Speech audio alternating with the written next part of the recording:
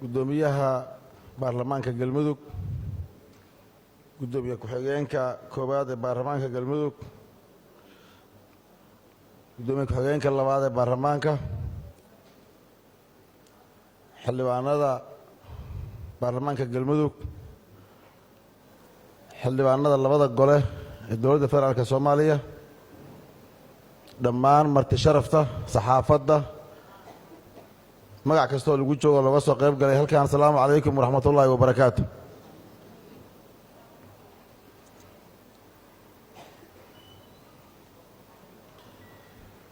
salaanka bacdi mudane gudoomiye xildhibaanada sharafta leh waxaa sharaf weyn ii ammaantay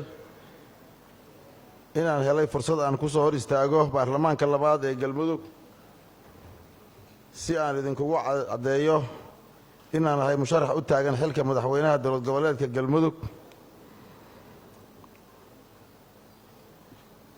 si aan u soo bandhigo barnaamijkayga siyaasadeed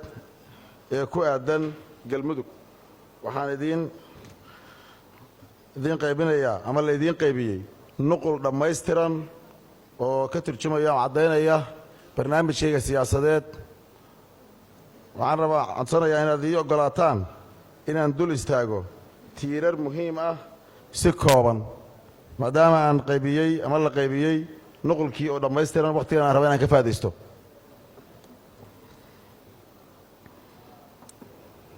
mudane gudoomiye xildhibaanada sharafta leh 4 sano oo soo socota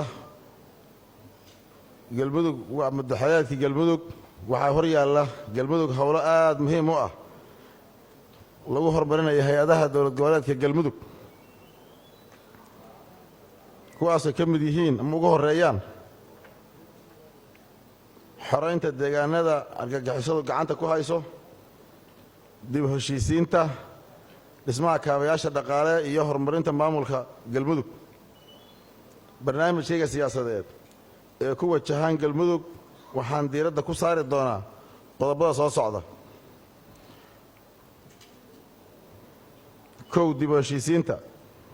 heshiisiin dhab ah 2 amniga iyo dib ula wareegidda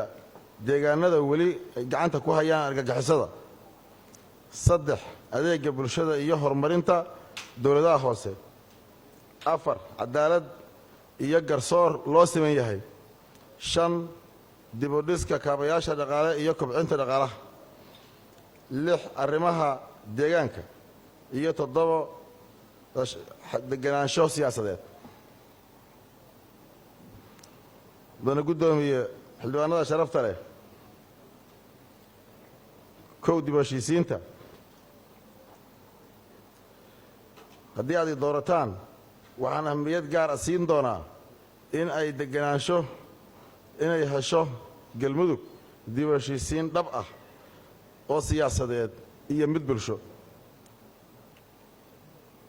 midaysana reer galmudug waxaan si gaara diiradda u saari doonaa xal u helidda kala aragti duwanaanshaha siyaasadeed iyo isku dhacyada ka dhasha daaqa iyo biyaha dhex mara reer guuraaga mudane gudoomiye xildhibaanada sharafta leh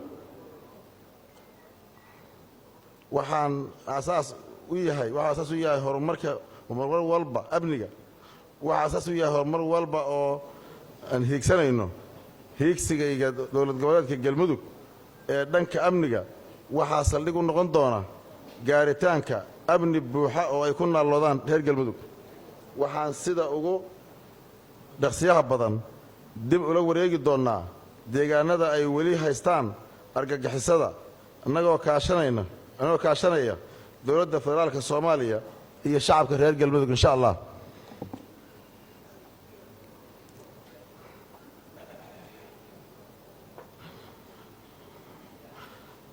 sidoo kale waxaan dhisi doonaa ciidamo amni oo la wareega howlaha amni ee deegaanadaas iyada oo dadka dib u dhis buuxa loo samayn doono haddii Ilaahay idmo sidoo kale waxaan qaban doonaa dhismaha iyo tayeynta qalabaynta ciidamada booliiska iyo daraawiishta galmudug mudana guddoomiye xildhibaanada sharafta leh markii ay burburtay dowladdii dhexe ee dalka waxaa iyana burbur ku yimid nidaamkii cadaalad iyo sarraynta sharciga sidaas awgeed haddii aad i doorataan waxaan hirgelin doonaa nidaam cadaaladeed oo hufan loona dhan yahay taasoo qof kasta oo reer galmudug ah ku heli karo xuquuqdiisa kuna qabi karo kalsooni buuxda mudana guddoomiye xildhibaanada sharafta leh haddii aad i doorataan reer galmudug waxaan u ballan qaadayaa dib u soo celinta adeegyadii bulshada sida waxbarashada caafimaadka helitaanka biyo nadiif ah iyo koronto raqiis ah shaqo abuur iyo dhiirigelinta qaybaha kala duwan ee bulshada si adeegga dawladda u gaaro dhammaan dadweynaha reer galmudug waxaan daadejin doonnaa nidaamka dawliga ah innaga oo gaarsiin doonna degmooyinka iyo deegaanada fogfog insha allah mudana guddoomiye xildhibaanada sharafta leh haddii aad doorataan waxaa iga go'an kobcinta dhaqaalaha galmudug ee hadda jira iyo abuurista dhaqaale cusub oo ay ugu horrayso dhismaha dekedda hobyo waddooyinka isku xidha deegaanada muhiimka ah iyo horumarinta garoommada diyaaradaha si loo gaaro isku filaansho la taaban karo waxaan abuuri doonnaa nidaam dhaqaale oo hufan kaas oo ku dhisan daahfurnaan iyo isla xisaabtan insha allah mudana guddoomiye xildhibaanada sharafta leh ilaalinta iyo horumarinta deegaanka waa arrin muhiimad weyn u leh soomaaliya gaar ahaan bulshada galmudug sababtoo ah deegaanada galmudug waxaa ku soo laalaabta abaaraha ka dhasha isbeddelka cimilada xaalufinta deegaanka sidaas awgeed waxaan la imaan doonnaa barnaamij siyaasadeed lagu ilaalinayo laguna hormarinayo arrimaha deegaanka